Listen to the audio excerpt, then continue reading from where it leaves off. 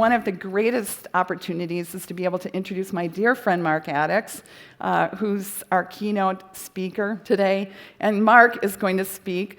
Speaking of timing and urgency, Mark's going to speak about the fierce urgency of now. Now, what I want you to know about Mark is he is one of the most brilliant marketers in the entire world.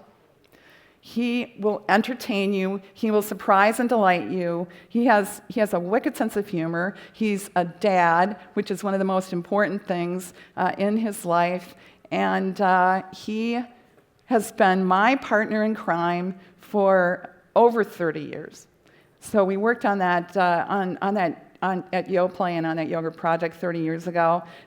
He was the CMO and I was the research gal. And we were frenemies from time to time. We were each other's stalking horses. You have to have great partnerships if you're going to have a great career.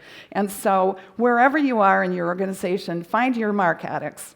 I feel so delighted to have him come and speak today. He's recently retired, just like I did, and from General Mills, he's now sitting on boards and helping with startups, and they're just incredibly lucky to have him. It's the Big No, which is KNOW, one of the companies that he's assisting with the board on, Ruby Tuesdays, and then he also is working on a Good Chair project in Minneapolis, and he is doing a lot of philanthropic endeavors because that's Mark, that's what he does. So prepare yourselves to be surprised and delighted by one of the most amazing speakers in the world, Mark Addicks. Good morning, thank you. I don't know how to follow that. This won't be the most amazing, but what I hope to do in the next 30 minutes is to talk to you about the fierce urgency of now. And what I mean by that is I want to set this up. I want to talk to you, I know as I'm looking across this room, and I walked into this, and last night I was feeling like a liberal arts student in an engineering course. I know everybody in this room knows so much more than I will ever know about audiences and audience measurement. What I want to do in the next 30 minutes is take you upstream.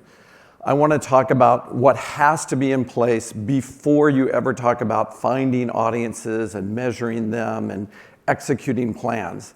And I want to do that, and I want to frame that by talking about today's marketplace. I want to make sure we acknowledge the revolution that's going on and that I'm seeing as I work with different companies and different teams. I want to talk about, just like Gail, but I want to go a little deeper in terms of the role you have to play going forward, and that you can play, and you should jump up and take the opportunity. And finally, I want to talk about the much higher level of marketing and branding that you have to demand from your partners before you find audiences for them, before you try to create engagements that lead to transactions and hearts and loyalty and all the things Gail was talking about. If creative really matters that much, you've got to have a much higher level of marketing across the thinking, the strategy, and the execution. So I'm going to talk to you about that. So welcome to the revolution. We've known this revolution was going to come for a long time. We've known it and talked about it, Gail and I did, back in the 90s. We knew that we were shifting from manufacturers to consumers, where they'd be totally in control. And like most revolutions, you're talking about a power shift. This is a very fundamental power shift. And most revolutions are fueled by a number of factors. This one, we would have seen a disruptive marketplace because we had a demographic disruption happening. Just like after World War II, after the boomers, and now the millennials, you had a big swell of the population that was coming to the forefront. They were going to redefine society, redefine values, get things their way. We would have seen a disruption anyway. But this one is fueled by a level of technology and a technological revolution we've never seen. And I know many of you are at the front lines. You are standing in the front lines and you're being asked not only to do a lot of the things you were traditionally do, which is kind of help on the positioning of the brand, what's the size of the marketplace, where does it meet, where does the brand meet the consumer, but also this explosion of data and this explosion of technological possibilities. This is a benign revolution. It's not a Syrian revolution. It's inspirational. It's exciting. You have a real leadership role to play there. And just like other revolutions, they're going to be relics from the past that will remain. When we went from monarchies to democracies, there will be endearing things that remain and hang out. In our world, it will be appointment media, where people actually do still show up in the audience numbers you want to see them, and they will play by the rules. They'll go along to our formats, and it'll be just like it was. But the vast majority of these things will be about the revolution of now. The first click, the first walk through the retail store, the first interaction with the brand, and how well you know me in a very individualistic and intimate way. And the importance of navigating this, and what's so hard, is that we know that we are seeing an explosion of ways that a brand can express itself. And I will tell you, as I go forward, and all the teams I'm talking with, I'm a little shocked at how many people on the marketing side still have their head in the sand, still are talking in terms of predictable audiences, predictable outcomes. They're not in the flow of this now at all. They really haven't acknowledged that we have a consumer in control, and the nerve center is a telephone. It's the first place that they will start and finish in some ways, that they can do things in a nanosection, that we can collapse our communication models in a nanosection, that this really is now.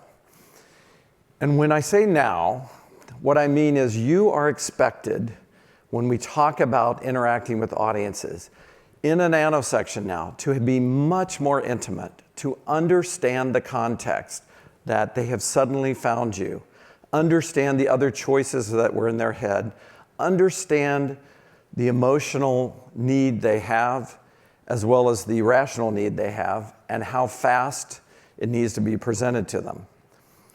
Now, this revolution, we know as Americans, unfortunately, we thrust a revolution on Saddam Hussein, and unfortunately, we thought it was about just doing the revolution. What really happened is the horrible next 5 days, 10 days, and now how many years later, where absolute chaos ensued, and we watched the people we supposedly helped just become sheer angry at us because there was no order. They wanted a playbook.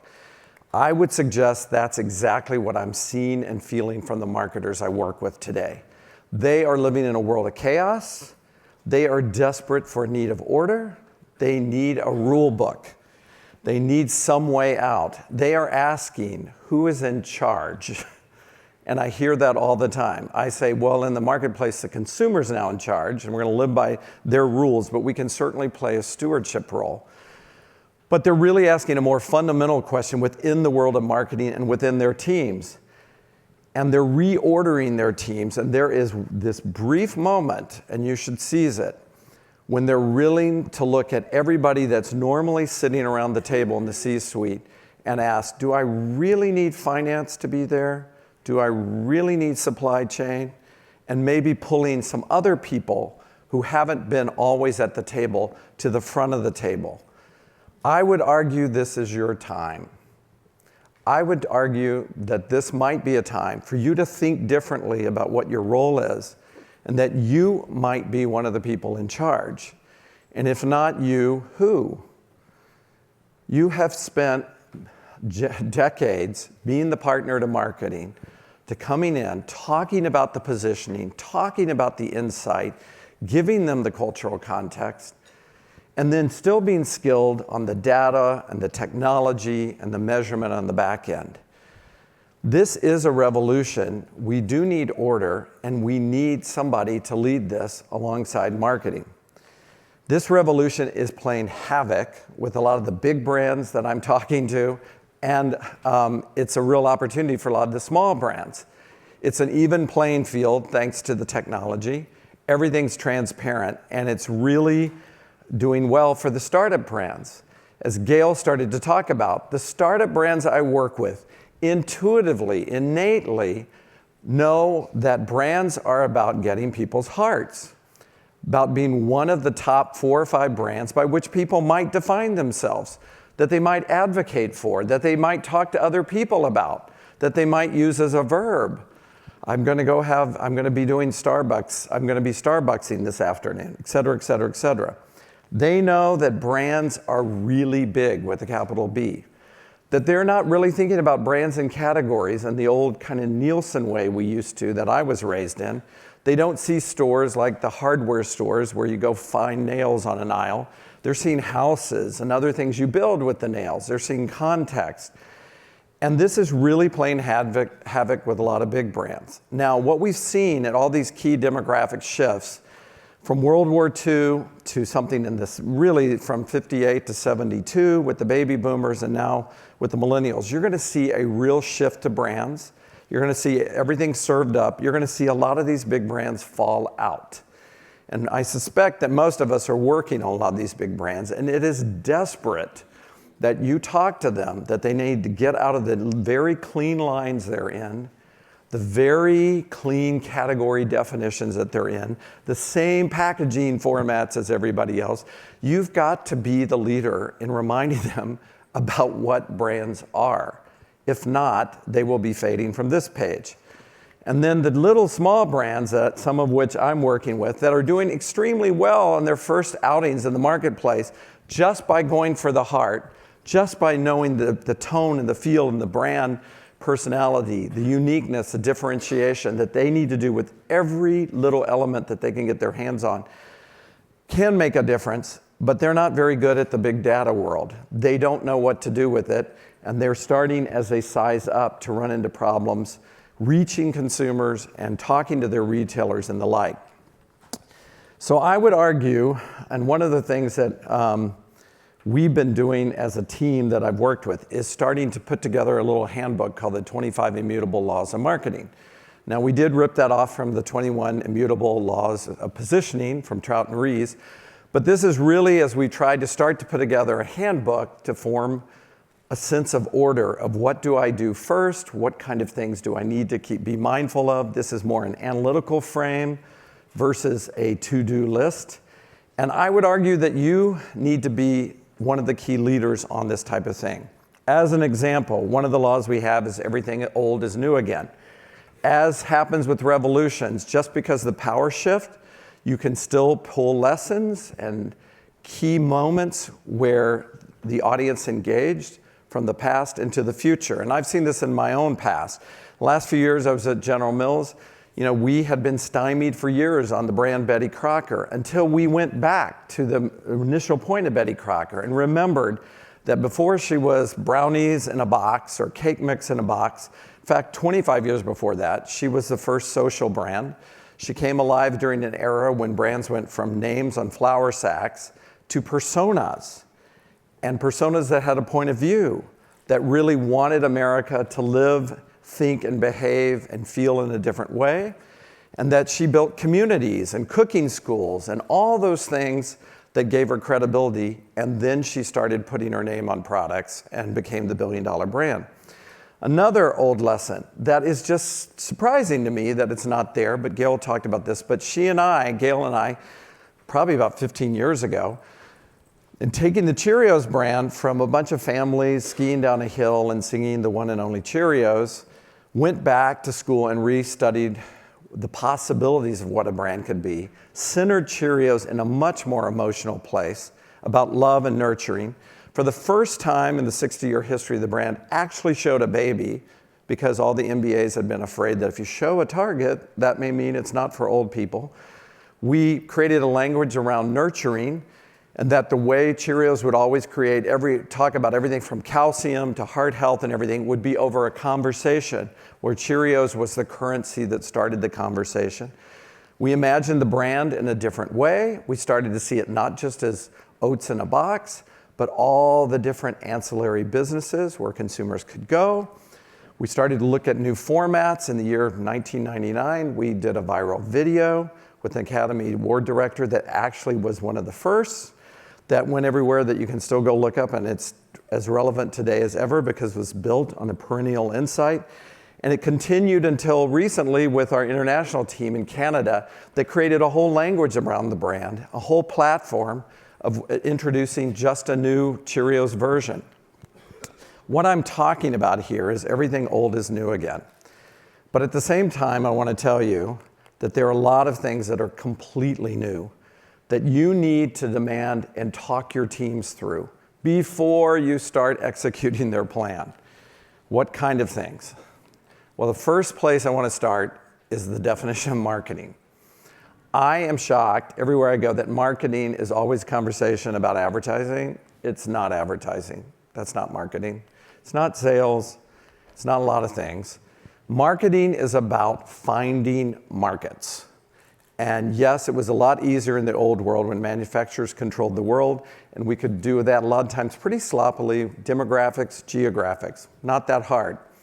Today, it's about finding markets by the way they behave, by their needs, by their wants. It's the first and most important fundamental thing that marketing needs to do. And you need to be a partner with it. And when you find that market, you need to then elevate the conversation. There's a 50-year-old marketing classic by Ted Levitt that in my classes I use as the first one, and the kids first roll their eyes and then they get the message. This is Marketing Myopia. If you haven't read it, you should go back and reread it. I find it as a source of inspiration. Where he argued and used the example of railroads and how they went out of business because they thought they were in railroads and not in transportation. So you want to find markets, and then you want to step back and help those teams elevate and say, what business are we really in? And define that in a way that will allow a lot more businesses and profit flows to come in, help them do it, and then attach a dollar value to it, which is another thing, surprisingly, with all the MBA programs, that marketers are terrible at. How big is this market? What might be the margin? How much money are we talking about? Very similar to what Gail was talking about at the front end. Put a dollar value on it. Then you get the connection. The other thing I would tell you about marketing is the formula has changed. We used to spend all our time on the what, the positioning, and just spend all of our hours on that. What I tell marketers today is it's where, when, and how is as important as the what. So as you're thinking, before you get audiences, but where you're going to find them, how, all of these executional elements tell the receiver that you know them or you don't.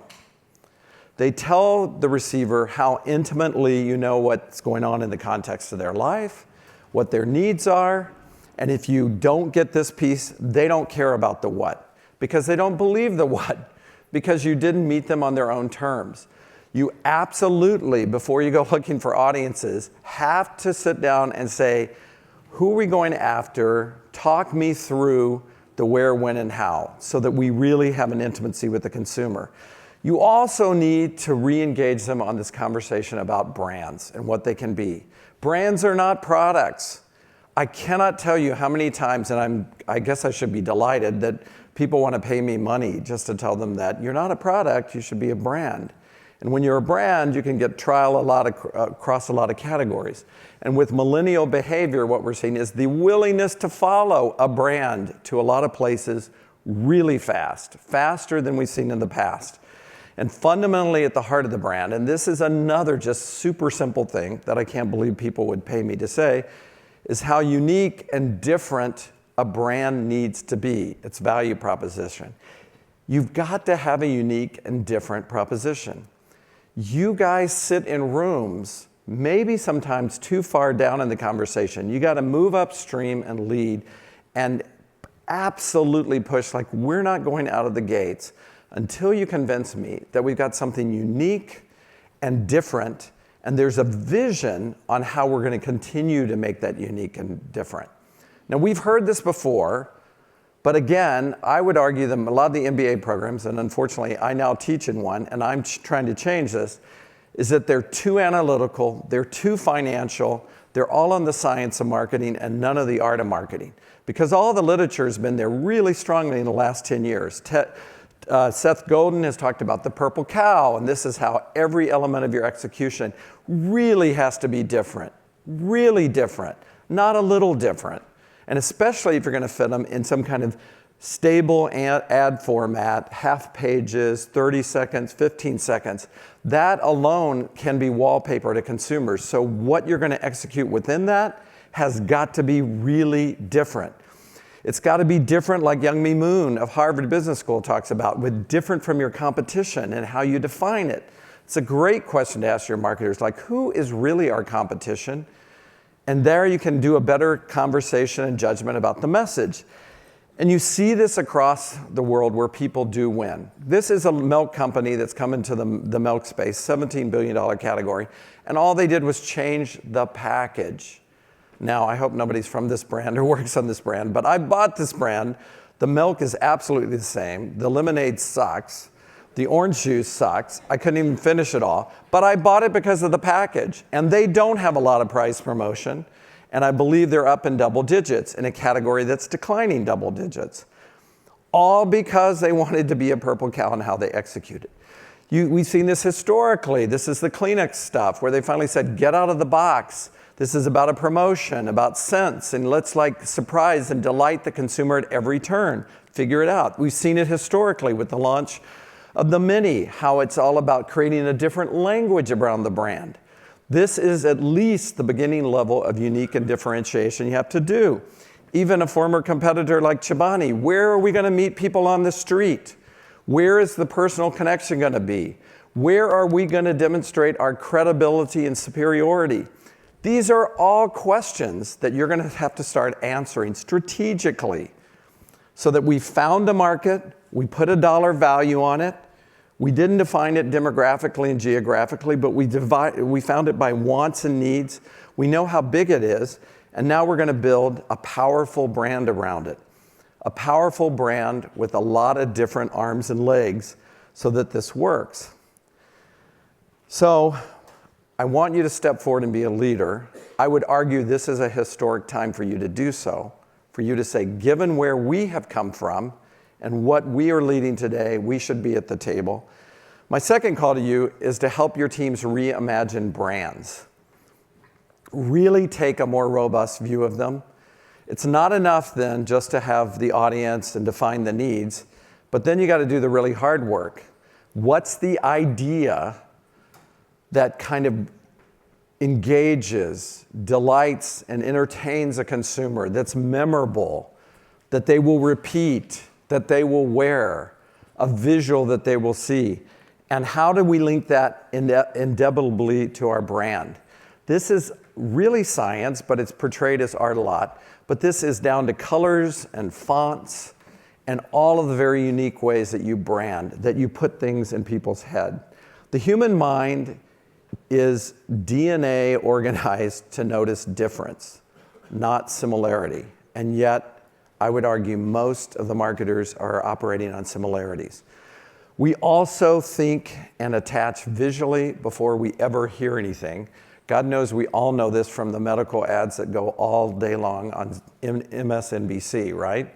Where we follow the pictures and we don't hear about all the horrible side effects, right? So how do you link an idea, create an idea, and link it indelibly to that brand? That's the new marketing challenge. Another marketing challenge as you think about this is thinking about products and services. We used to say products or services, but you should be thinking about product and service platforms, systems. This is a very robust MBA thing, but what are all the ways, all the profit streams that we can build into this brand? Help them do that.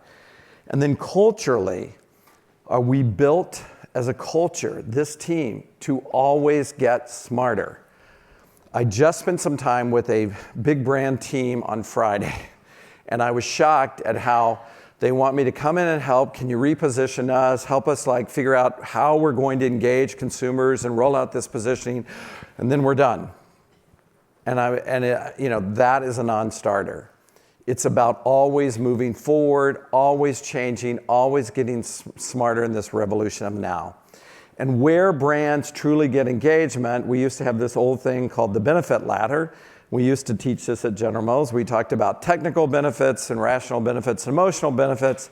And we boiled it down to kind of you need to make sure you cover what the product is, what is it, rationally, what does it do for me, and emotionally, what could it do for me? And we did see real in-market traction when we got further up that curve. And then it's an art, it should be a science of how often you have to answer those questions in the marketplace across different engagement platforms. But I'm here to tell you, I think there's a different order, two different questions that need to be added to this list. You do need to ask, what is it? Put it in consumers' terms. You need to talk about, in a consumer language, in a competitive context that's not just category, but expanded, what does it do for me? And then you need to add 2 questions. What can we do together? This is getting at the core of kind of how we work together. It's recognizing that the consumer's in control and wants to be in control. They want to be involved. And then what must we stand for? Now, some of this is the traditional brand purpose stuff that was brought to life by Joey Ryman. If you haven't read this book, it's a great quick read. But I would argue it's more than just a brand purpose, which most of the teams write and they never look at. It's answering those 5 questions and putting them into action. Another marketing lesson over and over that we're seeing in this new world that you can play a big role in guiding is that I'm seeing a lot of brands get across to a lot of audiences, and they're starting to find places that they can even get some short-term transactions. But I can't find the brand anymore. I don't see the tone. I don't see the tone, the feel of the brand. When we talk about brand champions, we're talking about the group of consumers who absolutely have to be for the brand, who must be viral about the brand, whose eyes and heart the brand must think through at all times, who you absolutely have. It doesn't mean you can't get wider audiences, but it's like the Cheerios example I gave you. It's how your brand is going to engage, how it's going to talk. It's going to make sure that your brand is for somebody. And this is absolutely critical versus doing a lot of different audiences where you're not going to be able to find the brand.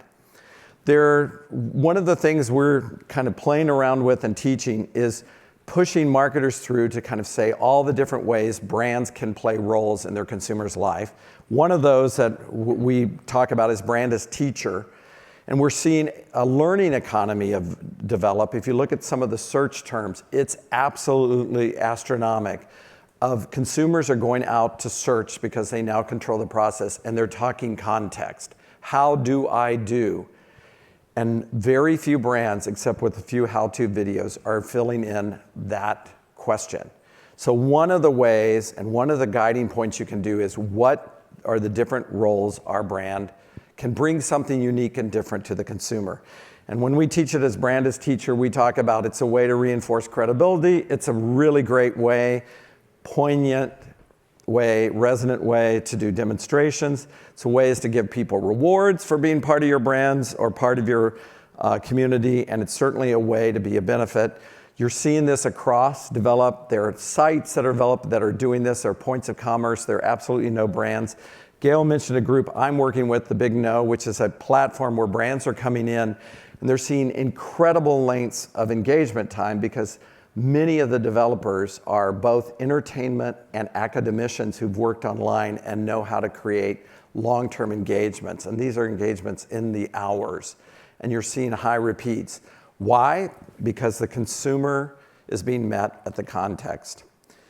There's some other new things in marketing we should talk about. One is everything we should do should design in connectivity, interfaces, a way to share across the board. You still see remnants of the old world where it's still interruptive, really, and it really is pushing out. It's not inviting in, and it's certainly not enabling people to share. Redefining our customer relationships so that they're value added in all kinds of ways, and we think about product and service platforms. And then having a new service orientation. And this is where, again, I think you play a key leadership role. Marketers need to be much more predictive, much more proactive, and continue to evolve. But really, I'd put an emphasis on predictive and proactive. Marketers, in almost every case I speak with them, are behind, and they're just trying to catch up. What they need to do is jump ahead. They're using old communication models, very much like, test, learn, make sure everything's perfect, and launch it. And they're using this old, very linear model of consideration all the way through trial to repeat and loyalty. What really is required is a whole different language around how ideas get into the culture. How do they get out? What are the different pieces, the individuals that can push an idea and really do the magic, the most powerful magic of marketing, which is one-to-one advocacy, hearing from a friend, hearing from someone I trust. How does a brand organize and do that so they can get the scale to get the same things we used to get out of Big Bang TV? And this new model really has has some key platforms: attention, engagement, a way to share, and a way to become an advocate, really simple. And they're starting to develop a new set of activities, and I would suggest a science that you can use data and art to start to arm and develop and continue to re-engineer a set of advocates who do all the work for you. And I've seen this on a couple of brands. Underpinning all this is a new view of data, from rows and columns to more what's being called, and I call data lakes, which are really where you need to develop a 360 view of the consumer using some of your internal, but find the key pieces of external data. Start to put together a 360 view of the consumer, what really drives them, and then you are at the unique place where you have to, for the team, for the entire marketing team, is pull out the 1 to 4 dimensions that really matter, where you really need to win. And you need to tell them, so therefore on those dimensions, where do we go forth? Where do we spend our money? You need to play a leading role in this. Data is value, but when I talk to marketers about data, they rarely understand what is happening. They can sometimes cite that. They never can tell me why. They just repeat data back to me. They certainly can't tell me what is next. What should I expect leaning forward looking at this data? And they don't know how to improve looking at data. Again, as Gail said, a really key role at this historic time that you need to step into. There is, in my mind, a new marketing model. It's a model where you really center on your core champions, and then you also build a set of always-on audiences, so you're there at that moment of now as soon as they get there. And this is a model we're playing with. It really breaks the cycle that I still hear from marketers, which is about campaigns and times and all that, and it leaves us open for business 24 hours.